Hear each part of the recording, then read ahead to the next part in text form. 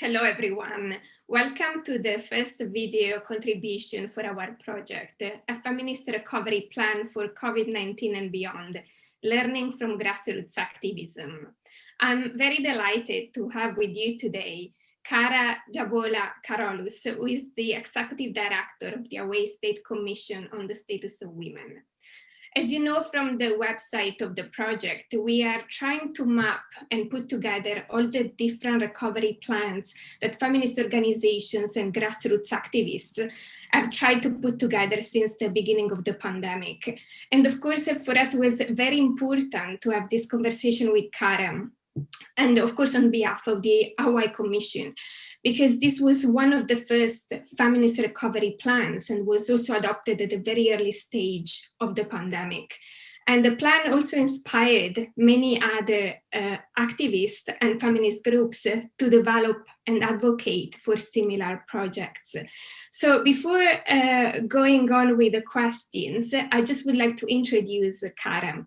So Khara is the Executive Director of the Hawaii State Commission on the Status of Women, which is a feminist government agency in the United States, and is dedicated to the liberation of women and non-binary people. Previously, she also led the Hawaii Coalition for Immigrant Rights, where she passed landmark legislation that extended driver's licenses to undocumented immigrants. She earned her Juris Doctor from the University of Hawaii with a specialization in Native Hawaiian law. And she has also performed fellowships at the United States Senate, the Hawaii Supreme Court, as well as the Committee to Protect Journalists. Her family is from Laguna, Philippines, and Khara has also recently succeeded in leading Hawaii to become the first state to allow any person with a prostitution record to vacate their conviction if certain conditions are met. And has also worked to allow individuals to designate their gender as X on their driver's license. Khara has also worked with different organizations, as she is the founder of AFRIM Hawaii, which is a Native and immigrant-led feminist activist organization. Thank you so much, Khara, for doing this. I know how busy you are, and it's also 9 p.m. in Hawaii, so thank you so much for this. Thank you. It's good to be back in Europe. So I just would like, this will be our starting point for the conversation we are going to have in terms of doing this compare and contrast of the different feminist recovery plans. And the reason why I wanted to start from the Hawaii State Commission plan is very much because it's inspired our project, but it's also inspired many other plans. We will hear tomorrow from colleagues in Northern Ireland, from colleagues in many different countries who have very much used this plan as a starting point for their own context. So my first question is very much about the idea behind the plan. So the plan that you developed, Building Bridges, No Walking on Backs, a feminist economic recovery plan for COVID-19, was, we can consider this as the first feminist recovery plan, and was also adopted at the early stage of the pandemic, comparing to the responses, the kind of late responses of many other states. And behind very much addressing many of the issues created by the pandemic and also exposed by the pandemic, also manages to put together many feminist ideas that have been discussed for decades. So my first question is very much, what was the thinking behind the plan at the very initial stage? So the kind of inspiration, motivation for the plan. Sure. Well, we got started really early on because many of us have come from families that have lived through major catastrophes, either from foreign governments, from climate change, from forced immigration, and we know that when there is this chaos, that it's very easy to exploit and have our lives designed in a way that we don't consent to. And so we wanted to keep up with that pace, and we knew that we had to start immediately. And one of my favorite feminists, Florence Kennedy, it was in her spirit that we did the plan, and she had this quote that I love, that if you're not rattling the cage, you got to rattle the cage, or sometimes they'll forget that you're in there. And something similar happened at the outset.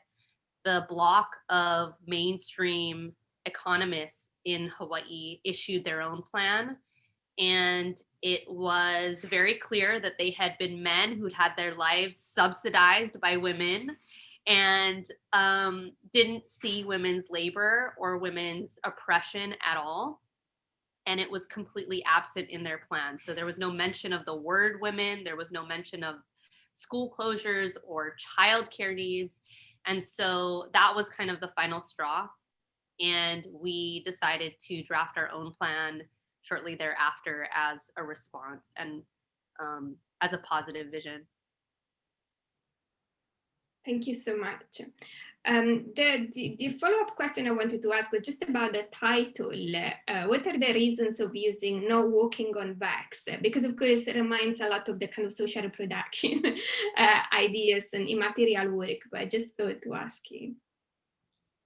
Two things. The first was to honor all of the different strands of feminism and the movements that are really embodied in this plan. And most of it is not novel. It's merely a collection of ideas that women before us have produced. So this was a nod to the famous book by Gloria Anzaldúa, and we wanted to be explicitly feminist. So that's the first piece. And then the second piece was, it was really speaking back to liberalism and liberal feminism, this idea that individual empowerment is our goal and our yardstick, even if it comes at the cost of empowerment on the backs of other women or other groups of people. And we wanted to be very clear that we were coming from a different value system than that. Thank you so much. And this very much leads me to the second question, which is on the formulation of the plan.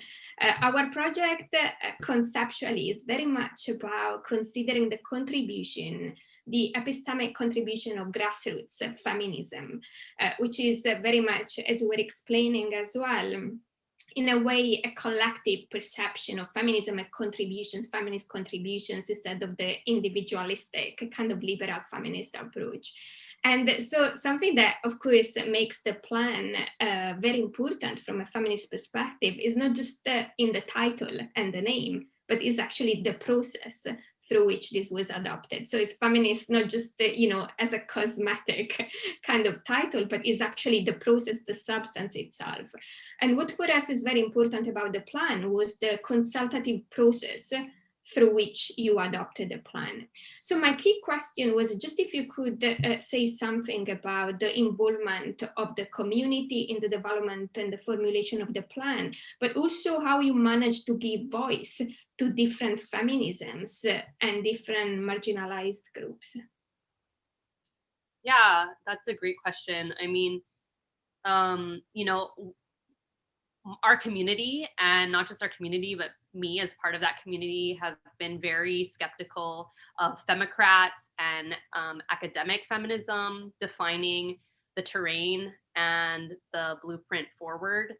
And so for us, it was really important to be in touch with what's real and to have, conditions define the plan, conditions in everyday life that women are experiencing. So we also couldn't do it alone in a short period of time and needed to rely on a collective of women who were experiencing the onslaught of increased activity, increased childcare, increased violence during COVID. So we had to lean on each other. And we have a really strong grassroots feminist organization in Hawaii called AFIRM, AF3IRM. And thankfully, because of the organizing there, a lot of the women advocates who've been exposed to AFIRM or who've been members were consolidated around a similar ideology. So we didn't have to do a ton of education or leveling each other up or getting to know each other's politics before going into this. That groundwork was already there. And then we could just, throw up a Google Doc and do it democratically and put the plan together that way. So I hope that answered some of the process. Yeah, absolutely. I was just wondering whether there were any issues that you had to mediate on, or just try to find a compromise. I mean, in that moment, a lot of, maybe some of the folks on different spectrums politically, we were just facing a tsunami together, and we could feel the significance of that moment and just putting, any politics aside. So there weren't any major issues there. I do think some of the folks who might have been newer to Hawaii or just newer organizing with us had some different politics around issues like the sex industry. And in Hawaii, we have a very strong movement against the sex industry and free market controlled sexuality. So that was one issue, I think, that after we put it out, we wanted to have more discussion around, but otherwise it was pretty smooth, and there was full consensus around what we produced.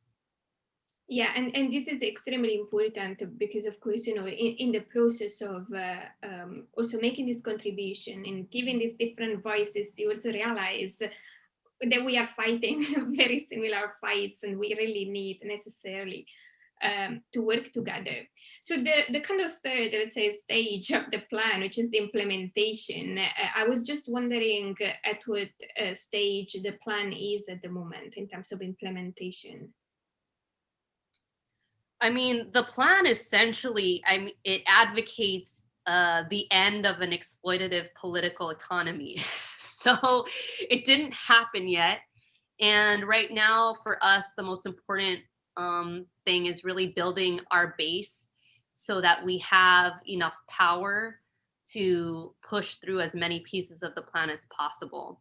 Now, one manifestation of the plan is every single local government in Hawaii, we have counties here, pass legislation around a feminist economic recovery plan at the local government level. And that includes tracking and funding tracking, funding and tracking the funding around gender responsive crisis management and programming. So that's one piece of update. We also at the state level expanded access to abortion. We were, I think, the only state in the country to do so during COVID, whereas other jurisdictions have been backsliding or using this moment to do the opposite. So that's notable as well.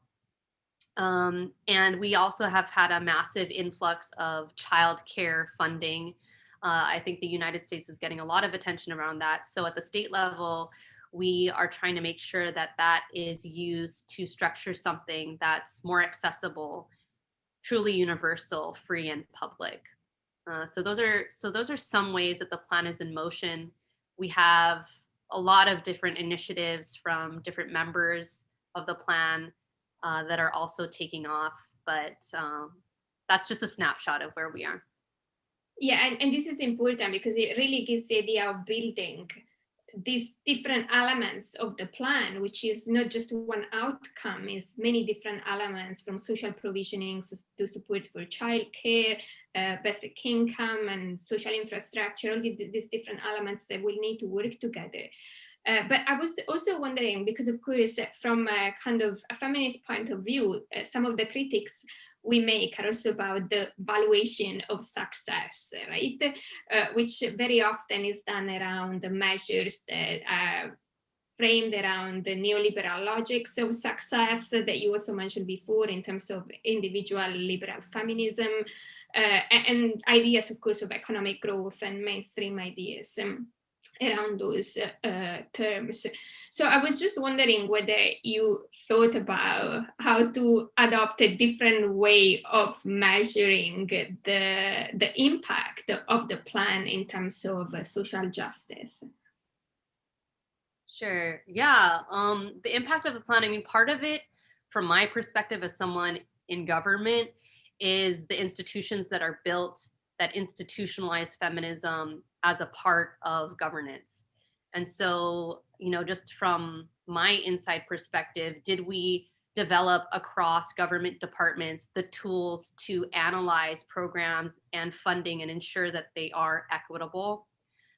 Did we mandate training across the entire state government and decision-making level in feminist analysis and the importance of the plan? Things like that have, a longer lifespan than me in this position, like those kinds of measures and changes are really important as a yardstick, because we know that we will be besieged by crises after this, because that is the inherent nature of our economy. So that's one. And then at the community level, I mean, one way I think we can measure this is the growth of the public sector and public services, and also public jobs that are based around community needs as they are articulated by women, particularly Native women. And then another measure is definitely measurable, literally, and that is land being returned to Native Hawaiians. There's a lot of acknowledgement about historical wrongs and injustices that are still playing out. And the state has designated lands that can be returned to Native Hawaiians, and also funding for Native Hawaiians. Those two things are both measurable, easily measurable outcomes. And I think lastly too is really around the culture of how we value women. And if we're able to center what women are going through as part of a discussion of the economy as well, and see that return in the community with infrastructure around maternal care, reproduction, education, and healthcare in a way that we haven't seen before. So those are some of the ideas that we've had in terms of measuring our success. Yeah, and I think this is extremely important, because these ways of measuring have been very often used to actually stop and promote the success of something that actually didn't have an impact in terms of social justice for women and for other groups of more marginalized people, or kind of intersections of migrant women, as you've worked on, and many others. Also, just following on, so after the implementation, I just wanted to talk a little bit more about the good practices. So the kind of, this plan is very much acting as an inspiration for many other plans. And I think this talks a lot about the engagement of grassroots feminisms with the state, which is something that we lost over the years, probably with this kind of neoliberal trends where you have like this engagement with the state. So I was just wondering whether you can make some reflections on this engagement of grassroots feminism with the state, how important this can be, and whether and how this can be replicated in other countries. I mean, the responsiveness is really of the government is really a function of the power of women's organizing in communities, and particularly women of the same economic class. We've seen a stratification and this severing of sisterhood, because class trumps racial solidarity and gender solidarity. And so, I am surrounded by, I don't want to whitewash, women in government. It is very much divorced from real conditions in the communities. And so it's really about, supporting activist spaces, funneling funding and support to those who are not monopolizing, the traditional NGOs that are monopolizing a lot of women's issues, and really truly bringing back, that spirit of organizing and community organizing, which not every community has, built up. So for us, it was everything in Hawaii, and having the ability to to have women just rail and hold the government accountable without the filter of funders and without the filter of censorship from the government was critical to getting to this point for us. Yes, and always just going on these ideas of, and of course, how the plan can inspire others as well. Do you think there are elements of the plans that can be replicated in other countries? Of course, they will need to be contextualized because according to the different structures and the institutions of other countries. But do you think it can serve as a model, some of the elements of the plan that can be replicated in other countries to create other recovery plans? Absolutely. I mean, as far as I know, unfortunately, there is no place safe from class society, and capitalism is metastatic. And so, we need this to be international, and we need a feminist global plan, and these replicated and adapted wherever women are. I mean, we are sustaining our economies everywhere because of the patriarchal nature of capitalism. And so they're absolutely critical that we do this and we make sure that, women are not the main casualty of COVID. So there's so many elements, in the plan that can be adapted, whether it's really, valuing leisure and creating a different system outside of forcing women into the workplace and relying on that strategy, which, I don't think will be successful in generating true equality for women. Concepts like that are going to be really important universally. Yes, and just along those lines, do you think also these kind of state-based plans should be matched with more transnational measures that would serve the more global redistribution scope? I'm thinking, for instance, about, of course, the transnational regulations on labor, because we know that many of these exploitations happen at the global level because there are many gray areas where these exploitations happen, or also think about more redistributive measures at the global level, such as taxation of transnational corporations, as well as debates around colonial reparations that would serve a strong aspect of redistribution. If, for instance, they substitute aid, right? If we reframe aid as reparations, would be a totally different political framework.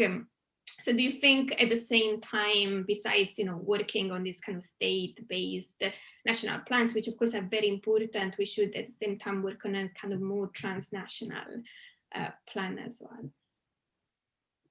Absolutely. And, in very simplistic terms, I mean, we are very Marxist in our orientation and we understand, the deep interconnectivity of international frameworks and international policies and agreements and how that plays out locally.